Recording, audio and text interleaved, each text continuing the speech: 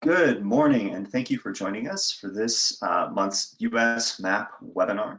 We're really excited to hear from Joe Barry today about some of the work that's been going on at NREL. First, a few quick housekeeping logistics. We are going to be taking questions for Joe at the end of the webinar, and we're going to do that through the questions panel on the GoToWebinar interface. So at any point during the webinar, if you have a question about what's being discussed, feel free to just type that in there and we'll do our best to get to as many as possible at the end of the webinar. Additionally, if you're having any technical issues, you can put that in the questions box and I'll do my best to try and help you with that. You can also contact GoToWebinar technical support or go to their technical support website, which has some great articles to help with connection issues and things like that. So with that, I will turn it over to Joe Barry to get the presentation started. All right. Well, Laura, did you want to jump in, or you want me to just kind of start rolling? First off, I guess appreciate everybody attending. Today's webinar is going to be a little bit different than our last two. Our last two were basically presented by two of our companies in US MAP, and today is going to be a little bit of more of a high-level overview of what the goals are for this particular consortium, as well as kind of how we came into being.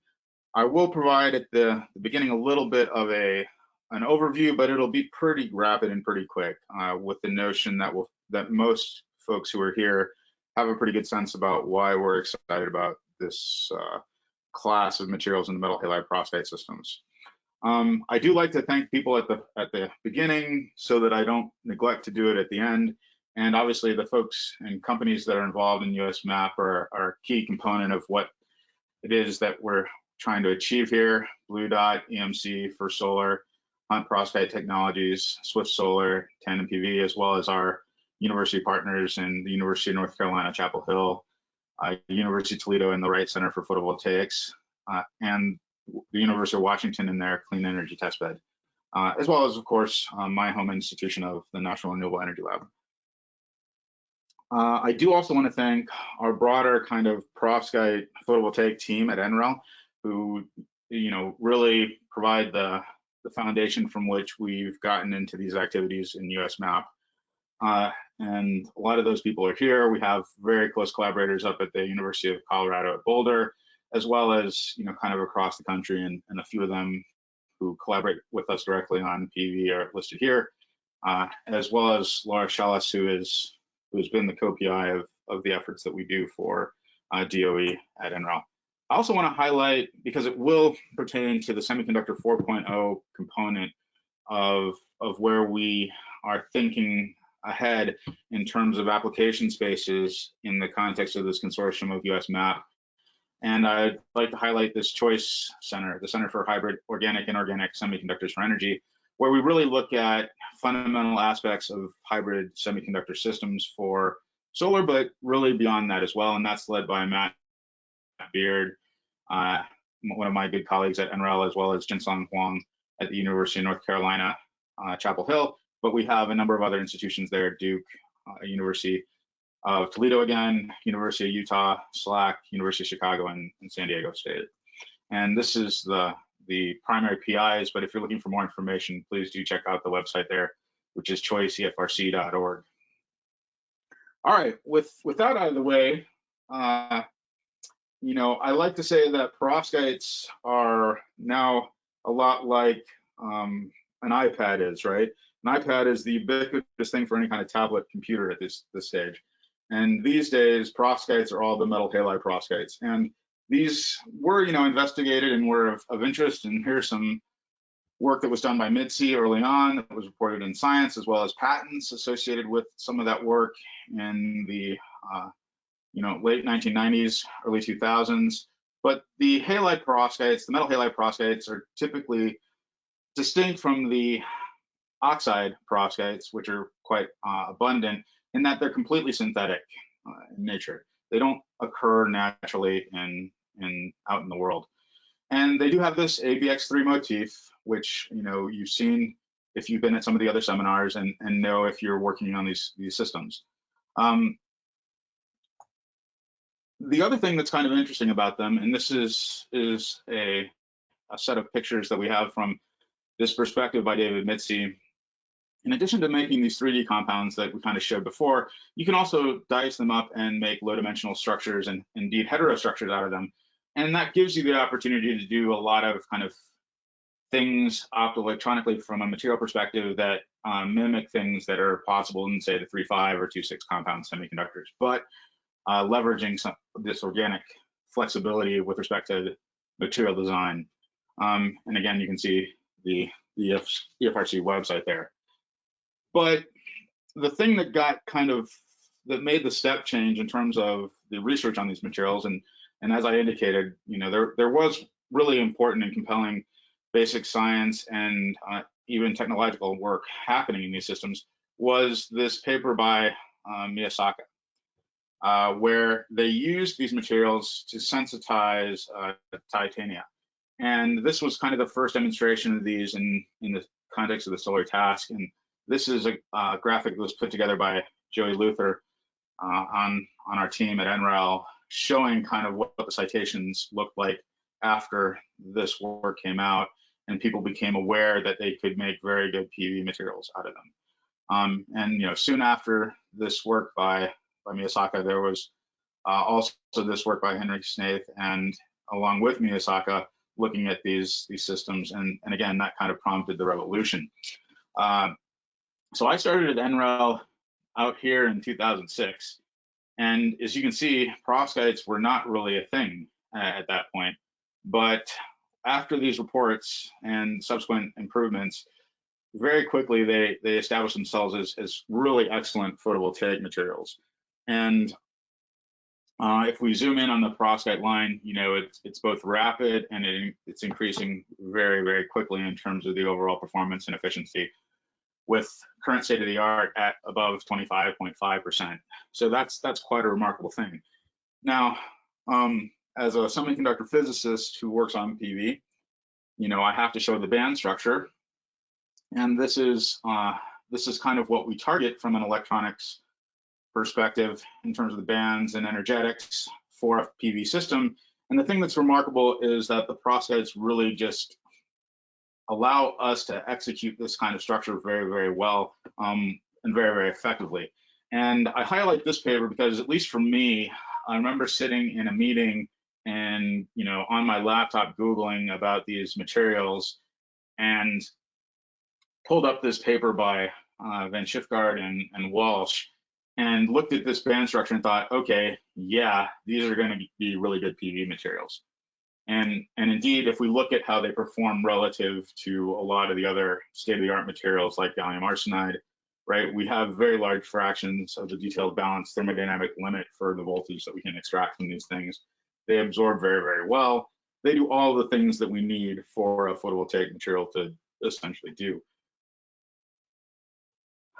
And this comes about from this concept that I'm going to use more broadly than kind of was originally posited, but this idea of defect tolerance, which is that, in a lot of semiconductor systems, if we have a little bit of disorder, whether it's chemical or structural, that ends up creating these mid-gap states. And from a PV perspective, if we're trying to implement a band diagram like this and minimize internal recombination, maximize carrier and therefore energy extraction, if we have states like this that are mid-gap states, that's a great way to lose in the context of a PV system.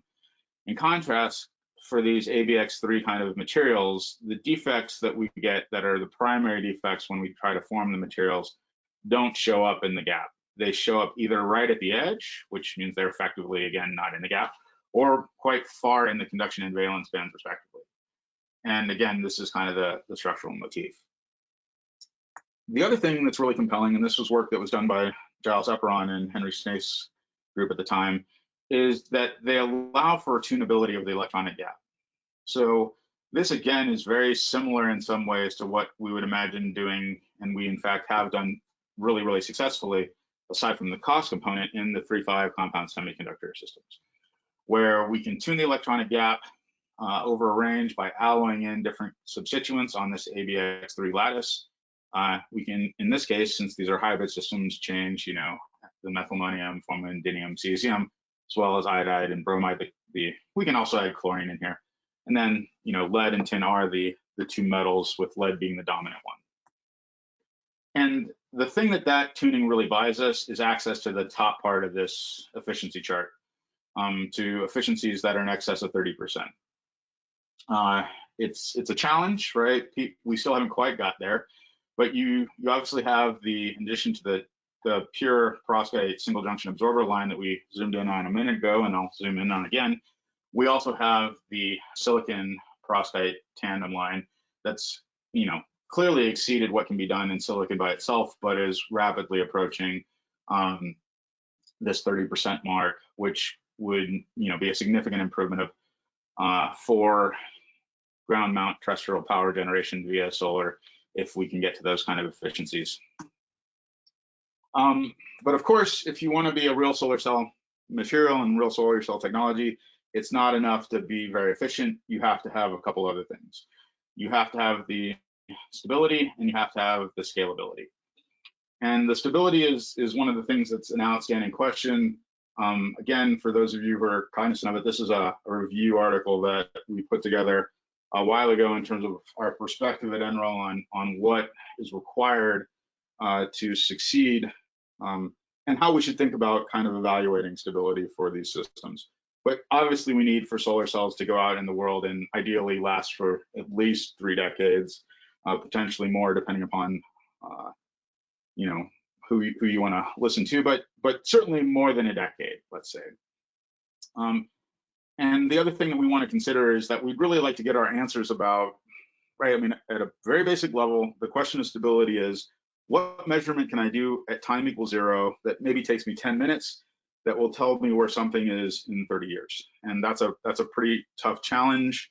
And while we'd like to do things like accelerated testing, this is something that Sarah Kurtz, longtime NREL fellow, kind of indicated about this particular challenge, which is, you got to be super careful when you're talking about accelerated measurements, because you can do things in that acceleration process that aren't what you intend, right? You put an egg in an incubator, you get one result.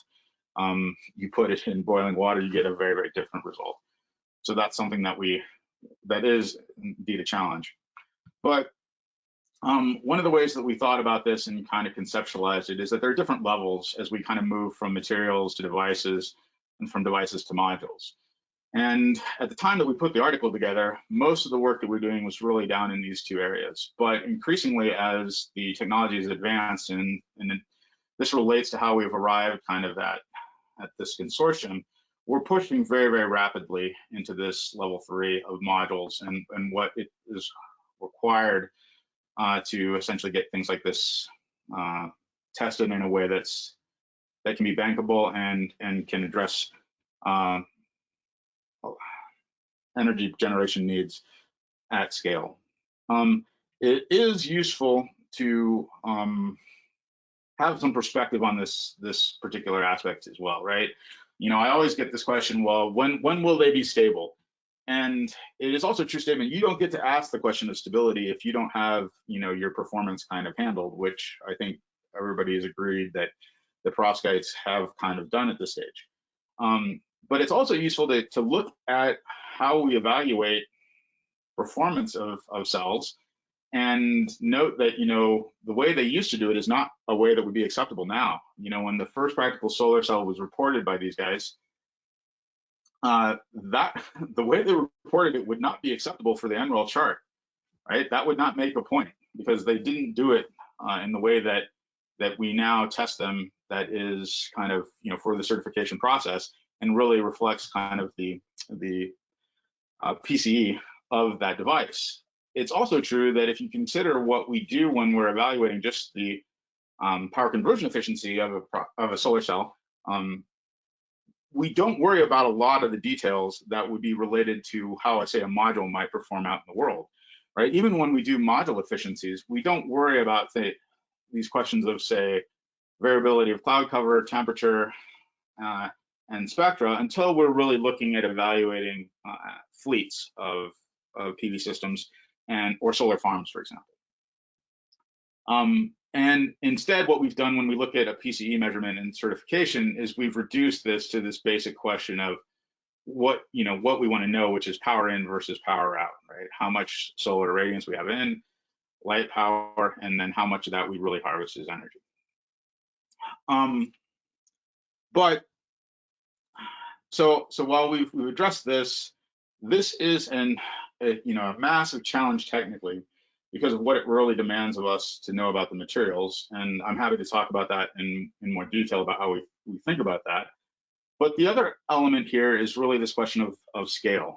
And one of the things that we've thought about as we've gone through this process, and indeed a lot of our industry folks have informed us in this, is that scaling is just making things big. But we really need to worry not simply about scaling, but really about manufacturing. And manufacturing is more than making it big. It includes making it big, but also means making lots of it, making it all the same or right. This is this yield question, and making it fast. And that then means that we need to ask questions about how we understand the materials to enable those kind of things in the context of manufacturing. Having said all that, there are really good demonstrations, and we know that there are a lot of things that are enabled by the defect tolerance of the metal halide perovskites, so we really can make them in a number of ways that other conventional solar cell technologies can't be made. And that offers an opportunity to really kind of address some of the outstanding challenges that we as society have when we think about energy generation. And this is a slide that we've often used. We talk about gigawatts from your garage, and the notion you could, with these materials, go into something like Home Depot, ask for your, say, devices to be printed out, and get panels for your roof. But really, if you're thinking about what will have kind of the greatest impact, it will really be kind of these utility scale solar farms where you get economies of scale and it pays to have everything the same. But even there, you want to be able to make these things very, very fast. And I think in the first US MAP seminar, Steve DeLuca did a pretty nice job of outlining why those kind of things matter for production of these systems. But we have talked a little bit about kind of what the advantages are and how, again, perovskites represent a unique opportunity relative to some of the other PV materials. And that's reported in this ACS Energy letter here. Oh, and there's one of our former graduate students, Dak, when he was printing. So we really can use a lot of solution-based approaches which offer routes to this highly scalable, very rapid production.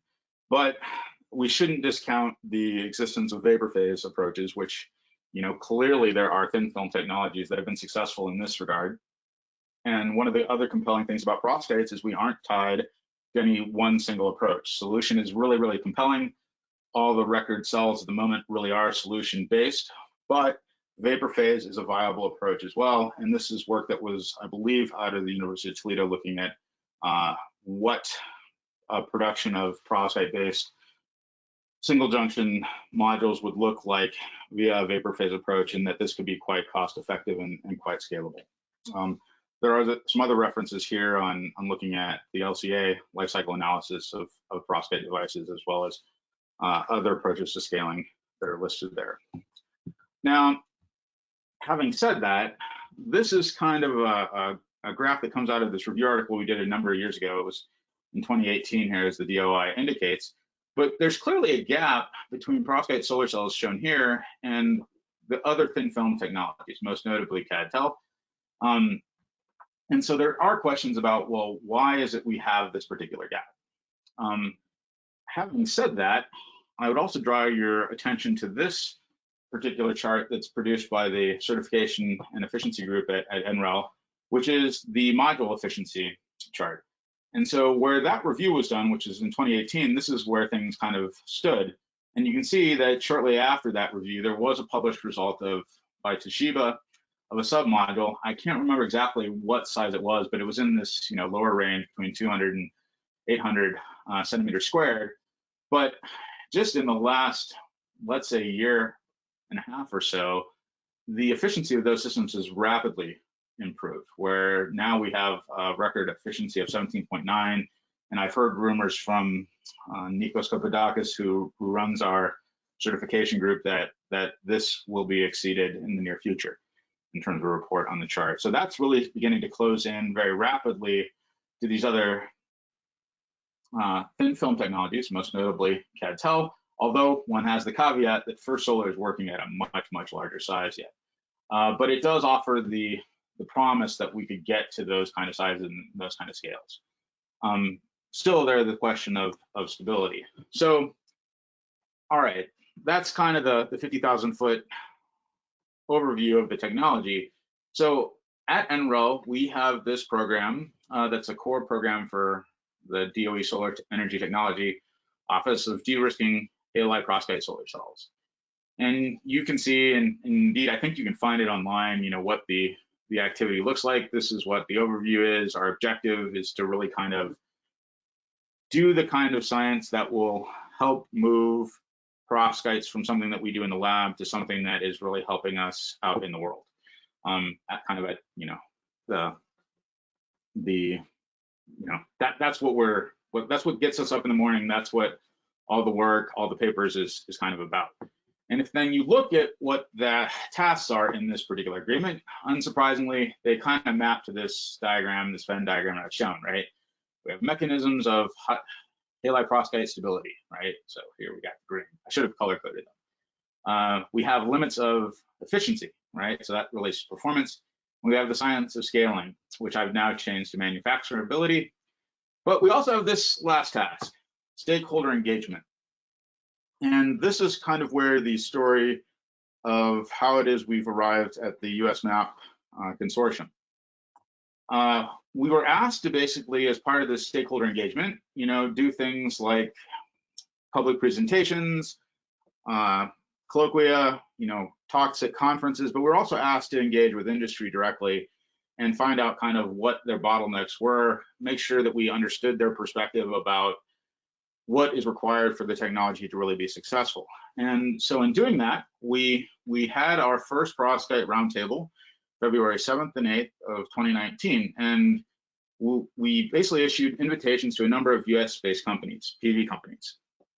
And the workshop was really focused on the US perovskite PV industry. And you know, we invited all the companies we were kind of aware of at that time. A number of them were engaged with us, some of them were not. But was kind of precipitated by those companies' engagement in one way or the other with the Solar Energy Technology Office. And so we got together and we talked about themes for collaboration.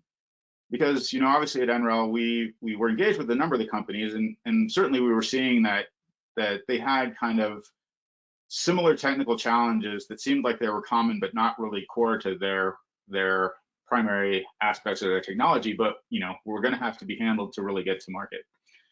And so in talking in those 2 days, you know, we identified as a collective themes for collaboration and addressing kind of, you know, barriers to market. And of course, this question of reliability is again kind of one of the preeminent questions that the group had identified. But there were others. There are also these low-cost access to capital equipment, tools, facilities, and, you know, expertise. At NREL, we have a lot of people that are really knowledgeable about perovskites and as well as other aspects of technology, like things like moduling, for example. And so there are distinct advantages in working together on some of those kind of cross-cutting questions. And then the other thing that should never be forgotten, I would argue, in the context of trying to get technologies to where they need to be, are these basic science insights that really cross-cut pre-competitive questions and allow technologies to blossom. We also discussed some things that relate to kind of looking at the supply chain, whether that's materials in, substrates, module components, other things like this. But of course, in the context of business, we want to also kind of respect and be careful about, you know, particular relationships that companies build in that regard as well. So this was something that was kind of discussed, but tabled at that particular time.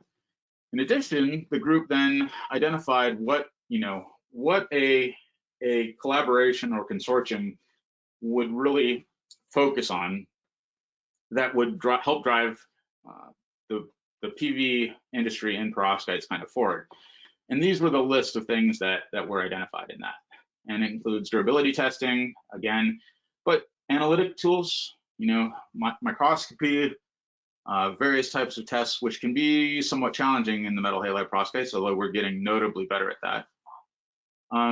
Monolithic cell integration, and again, this goes to this manufacturability aspect. Vapor phase deposition tools for either modification or the active layer, solution deposition tools, so on and so forth. And again, now, fast forward a little bit, but we basically took this and worked with CITO, in talking about what the impacts and kind of cross-cutting issues were that we heard from industry, and how we could use that to inform the work that we were doing for CITO in our core effort at NREL. And this is really still pre-US MAP at this stage. But as things kind of progressed, right, and we began working with more and more of the partners as well as other universities in response to various DOE funding opportunities, it became clear that there really is an opportunity to have some economy and cross-shared learning that a consortium-like structure would really facilitate. And so we had a second roundtable in March 2020, right before things got kind of crazy with COVID, fortunately for us. But we reevaluated this list, and identified a few other things in addition to that would really be activities that, if were undertaken together, could accelerate these technologies to market. And that included, things like third-party outdoor testing and durability testing, quality control testing of reagents as well as other components, improvements on the certification process, which is something that I think we've been quite successful in working with the certification group at NREL on as well. New metrologies, having additional staff available to engage with industry as well as with university stakeholders. And then, again, this maps somewhat across these, but really starting to address questions of end-of-life studies. Questions of lead are something that we hear often about, and so looking at that as well as recycling technologies was clearly an element of what this group was looking to do. And then this last one is really IEC engagement and advocacy as well as education. So, so that's how we then arrived at the US MAP consortium and group. And if you look at what we're trying to do, we're really taking a perspective on these materials as semiconductors, with PV being the kind of killer app, if you will. But that certainly, from my perspective, if you look at successful materials, they're good for more than simply one thing. And that is certainly the case for these hybrid materials. And so that's why we talk about the metal halide perovskites as kind of semiconductor 4.0 in terms of industry. So in addition to printing them and making large area panels like we would imagine or envision for solar, there are also other opportunities for these materials.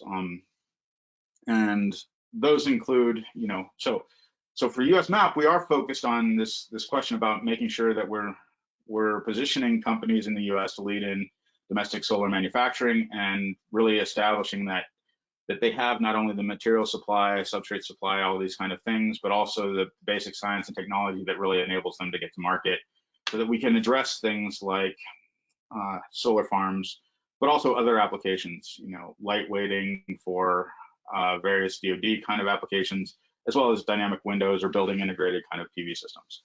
But the thing that I want to highlight a little bit here today is the question of how we go beyond some of these applications, and indeed how we inform these applications in a way that allow us to get more rapidly to market by thinking about metal halide perovskites in applications beyond simply solar, although solar is by no stretch of the imagination simply.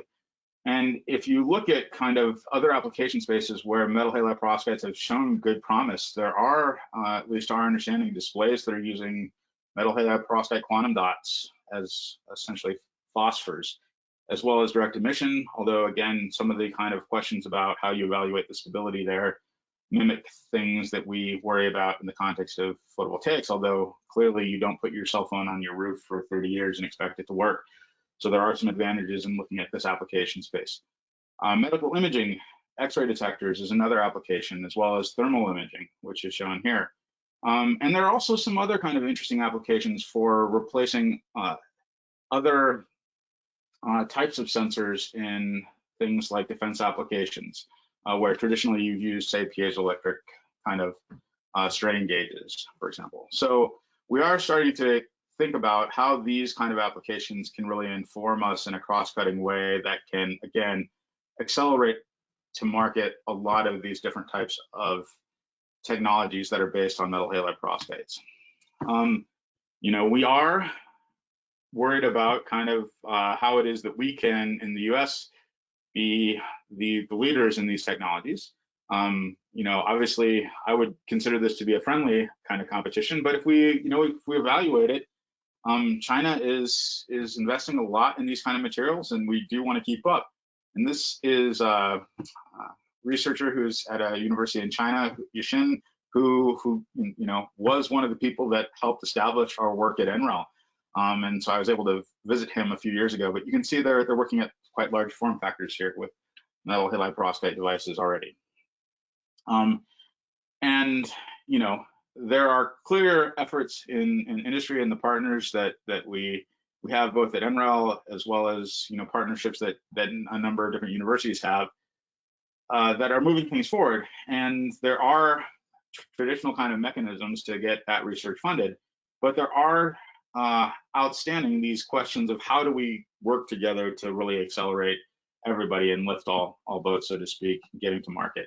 And that's really what the US MAP Consortium is about, because, you know, we do have these different stakeholders, right? Industry is really, they're the ones who really enable job creation. They're going to be the ones who are responsible for things like energy security and ultimately deploying these kind of systems and technologies at scale. The national labs, we do a lot of the basic R&D, codes and standards, you know, bankability kind of things traditionally. And then academia, where it's critical to develop the right workforce.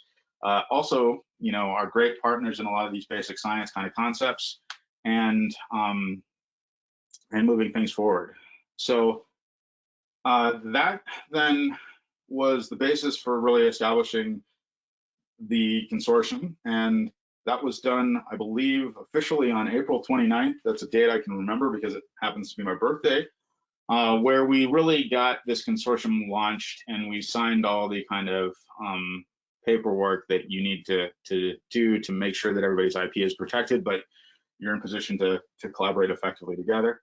And since then, we've been working at trying to move the ball forward, engaging in a lot of the activities that have been outlined there as priority research activities by the consortium on different axes. And we would imagine that as we continue on, right, we're really looking to build out and provide additional access to folks and engagement on these different technologies, whether it be, you know, the metal halide perovskite PV systems directly, or even, you know, some of the related kind of component systems. You know, really trying to make sure that people do have the opportunity to get the requisite experience with these systems to really move the needle on the technical activities. And obviously things like stability testing, metrology, and characterization, you can see these things mirror the list that was essentially outlined by our industrial advisory board. You know, we do have a roadmap for the next 5 years where we're going to try and continue to engage. And obviously we talk with the Solar Energy Technology Office a lot at DOE about, you know, what we think based upon the input that we get from our industrial advisory board are the next things that need to be done, and what can be done collectively to help push the technology forward, especially for US companies, and how we can also help make sure that research that's happening at universities can make an effective transfer into the industrial context, or if there are kind of early stage concepts, you know, helping to get those very rapidly to the level of sophistication that can have impact. So with that, I'd just like to wrap up, and we have a really great group of people working on this again. great group of companies that have helped us kind of start this, as well as Laura, who has joined the team as the executive director. So with that, I think that's about what I wanted to say, because I wanted to leave plenty of time for kind of questions. And I think I'm on reasonable time. Yeah. That's a prompt for you, Laura. Yeah. Yes, you have plenty of time, Joe. I am trying to find the questions. We do not have any yet, so I will ask you a question while we wait for people to type theirs in. What do you see, Joe, in your opinion, is the biggest barrier to commercialization right now? If you had to pick one thing. That's actually, I have a slide for that. Except I think I hit it. I think that I'm going to go back to this one. Give me a second here. Is that if you look at these, let's see, if you look at these three components of stability, efficiency, and scalability, the thing that I think is the biggest issue for metal halide perovskites is also its biggest strength, which is that these things are linked. The amazing things that we can do in terms of the materials that allow us to manufacture them via solution processes or very rapidly, one way or the other. While we have defect tolerance as it comes to the electronic structure, it's not obvious to me that we have defect tolerance in the materials along other kind of functional property axes that we care about when we think about 30-year lifetimes.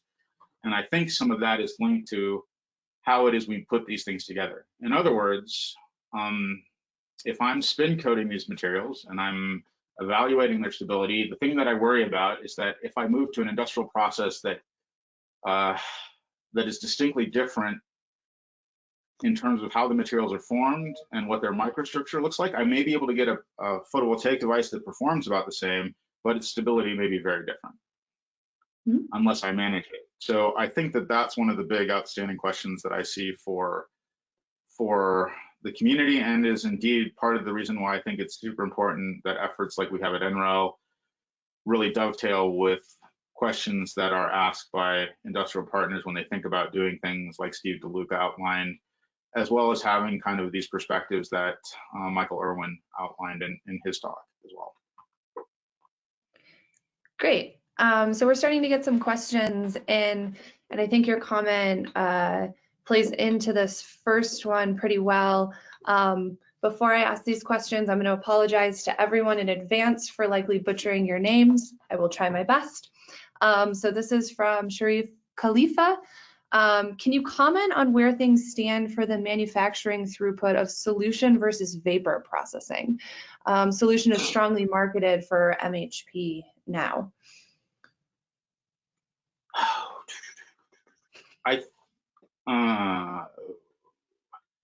That's a really excellent question. I guess, you know, one of the things that we've done historically at NREL and is kind of is to a certain extent reflected in kind of what the activities in US MAP look like, is that we try to do things that we feel like others are not doing. And there is obviously very, very compelling work that's been being done by Oxford PV, as well as by, on the academic side, Hank Bolink in vapor phase materials. I have not seen clear indications of whether or not there are opportunities to really dramatically improve stability via those routes. I could imagine that there may be, but I could also imagine that some of the things that we take for granted about some of the solution processing routes that we use to make high efficiency devices also help preclude some degradation pathways in the materials as well. So I do think it's one of the outstanding kind of questions for these systems. I don't know that I've got great visibility. I suspect that Salif has actually perhaps as good, if not better, insight than me in regard to some of those things. So I think kind of related, you touched on this towards the end of your answer. Jim Crimmins is asking, do the same materials characteristics that tend to increase efficiency also tend to decrease reliability? Do we know what that relationship is yet? I don't think we've got kind of clairvoyance on it, for sure. I think if I don't know if you were able to attend Dr. Irwin's talk from Hunt Perovskite Technologies, but there are elements of the microstructure that and the disorder that can be there that can help with respect to durability.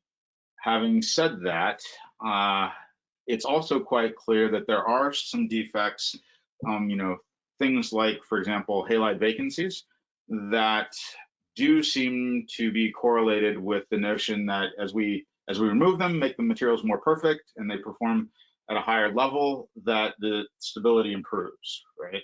Now, which of those two strategies will ultimately kind of win, I think, is still an open question. But generally speaking, as we improve the efficiency, yeah, things tend to get a little bit better from the stability perspective, at least to a certain degree. That's not to say that you can't kind of, how should I put this? So that's a kind of global statement. In terms of the specific, there are clearly strategies that one can use to, say, take the PCE of your device up a full percentage point or so, for example, but you will compromise the stability of that cell, right? So I say that as kind of a global statement about what I think, where I think the field is headed in terms of people who are looking to really kind of produce, modules and ultimately solar farms out of the stuff. But certainly, I don't necessarily expect that when we make a improvement in efficiency at the lab level, that all those will for sure maintain the stability. I do think it's appropriate that, for a lot of high visibility journals, they ask you to at least kind of do the A versus B demonstration that you've done no harm with respect to stability. But I hope that answers the question.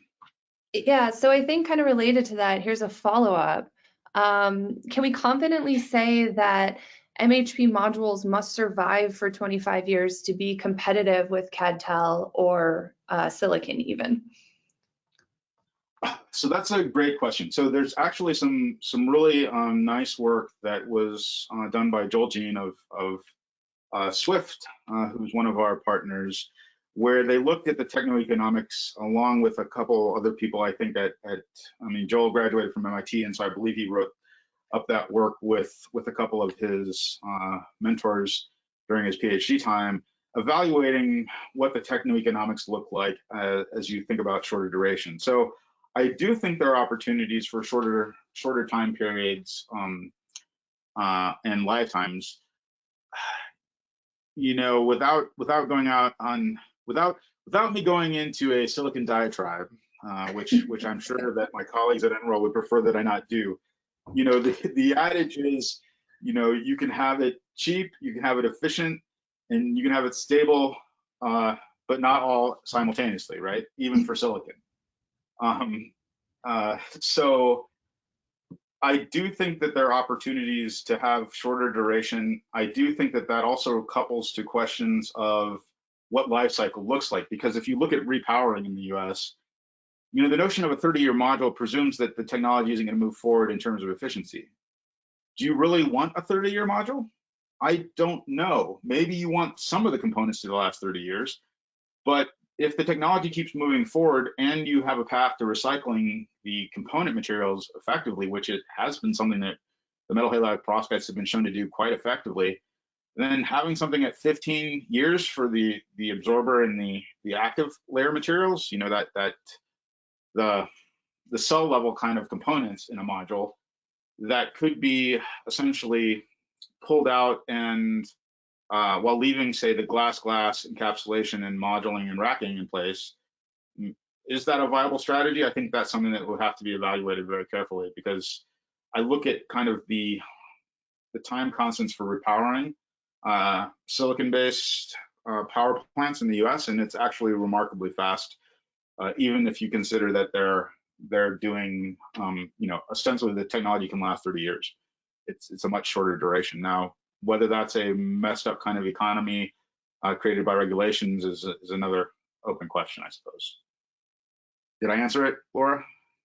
I think so. I think that there's a lot of parts and pieces to kind of pull out there, but I think that Yeah. it sounds like there's a lot of opportunities for us in this community to explore maybe a different approach than to what they're doing in silicon. I would say it's maybe not wrong, but maybe something different. Yeah, and I don't have the reference from this article that Joel did, but I believe it was published in Jewel. It's a quite nice techno-economic analysis, and like I said, I think they came down to kind of like a decade to 15 years being kind of perhaps the sweet spot. But I'm paraphrasing. Which is drastically different than the 50-year module conversation they're having in, say, the silicon technologies. So it'll be interesting to see how those play out over time. Okay, so to switch gears a little bit, Mike Toney is mentioned that he was struck by the papers versus country statistic you showed. Did you have similar data for patents? There was, I believe, a Nature Energy review that was put out on that. I don't have it handy. I know that has been published somewhere. I don't have it handy. Okay. Yeah. We'll follow up, Mike, when we find it. Yeah.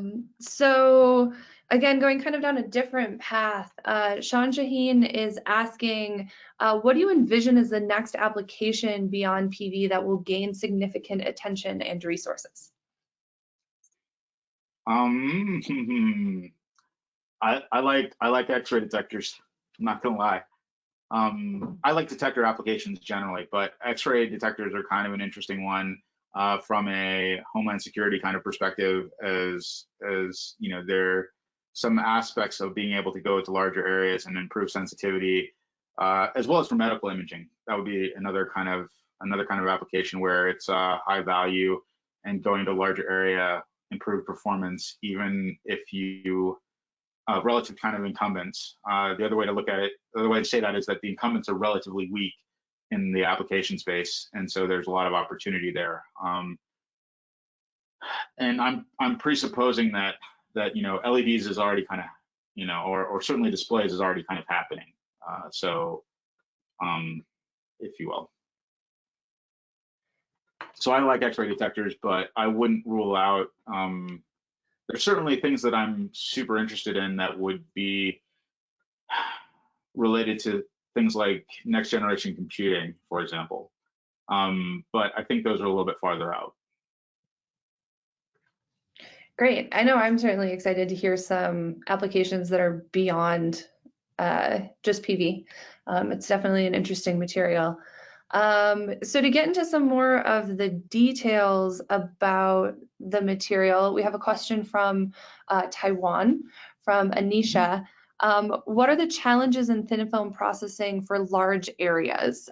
Because the solvent processing is quite a challenge in the case of perovskites. So what do you see the barriers there? I mean, I think there are a couple different axes. I mean, obviously, and I suspect that is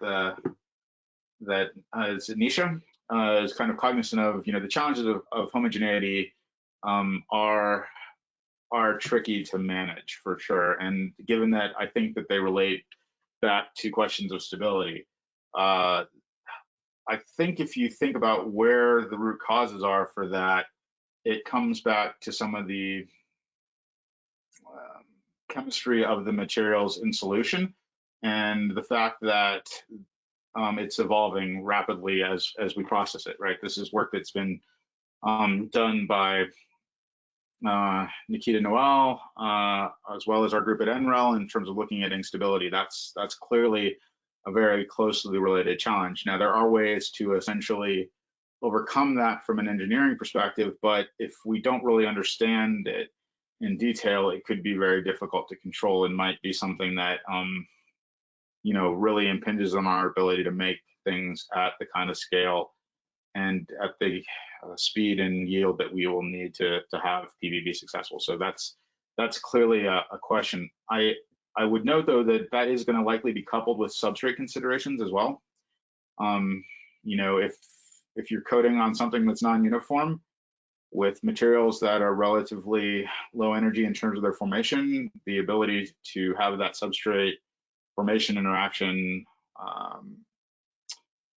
if uncontrolled, you know, corrupt your ability to get things homogeneous, that's certainly another consideration and concern.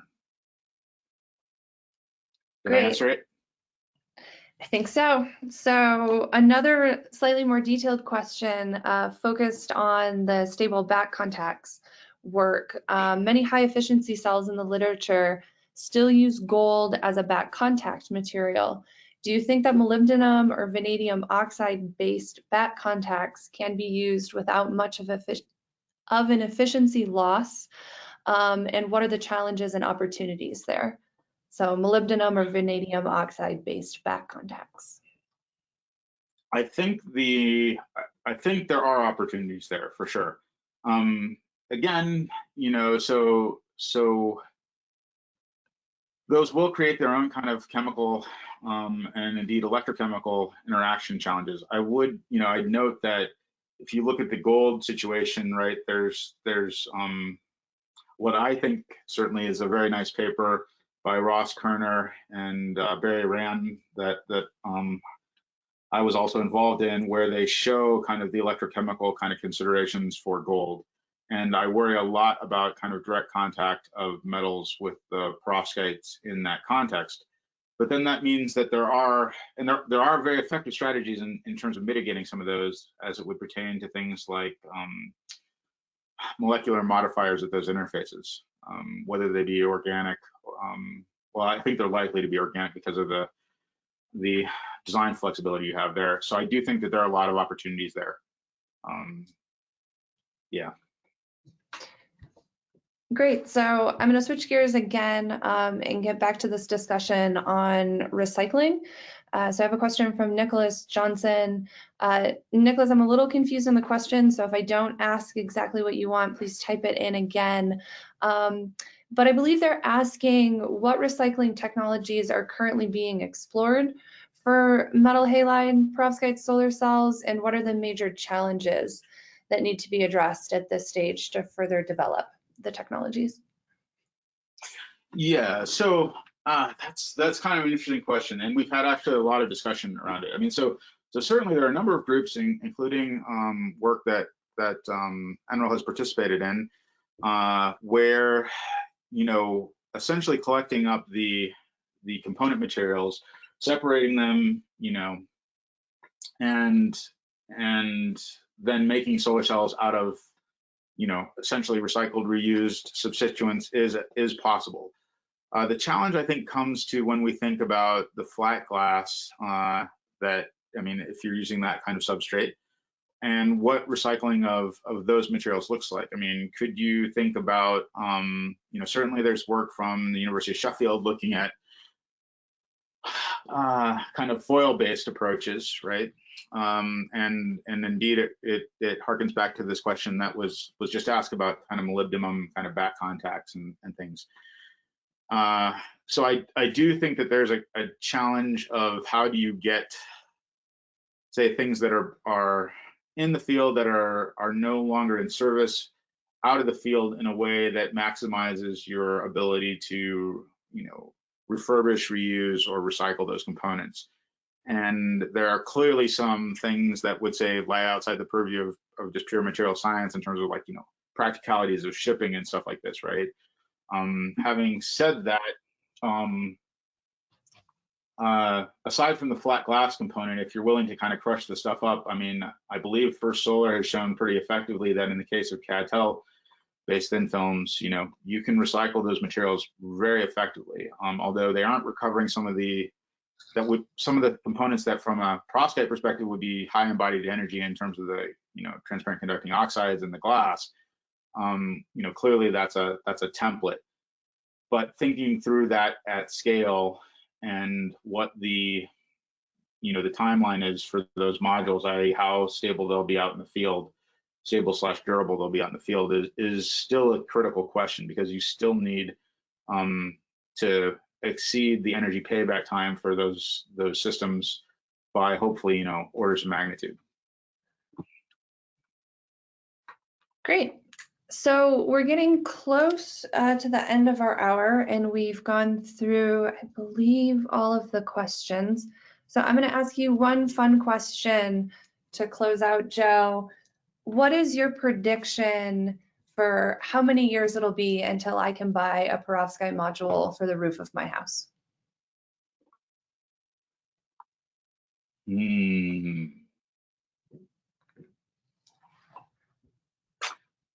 to 5.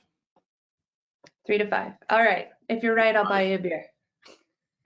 Yeah, 3 to 5. I mean, and that's presuming that you're willing to live with silicon as a component and a as part of it. Yeah, but I would say 3 to 5. Great. Certainly, that's my goal. Yeah, we'll make it happen. Do you have any closing statements you want to make? Nope. Yes, actually, I take it back. There is. So thanks everybody for attending. I do want to make a couple quick announcements, if that's okay. The first is to note that we won't have a symposium in the month of December, but we'll start back up in January, where again, instead of hearing from me, you'll get to hear from more of our industrial partners about their thoughts on where the field is kind of headed. And then the other thing for those folks who may be from industry is that we are talking with IC about a performance calibration for modules technical specification. And if there's interest in engaging from the industry side, please let us know. You can basically go to the USMAP website and put in there in the subject of an email IEC performance calibration, and we'll register the fact that you're interested in having a look at that as it starts getting developed. So I think other than that,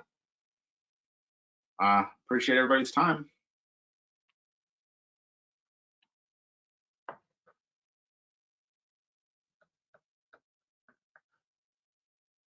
Are we done?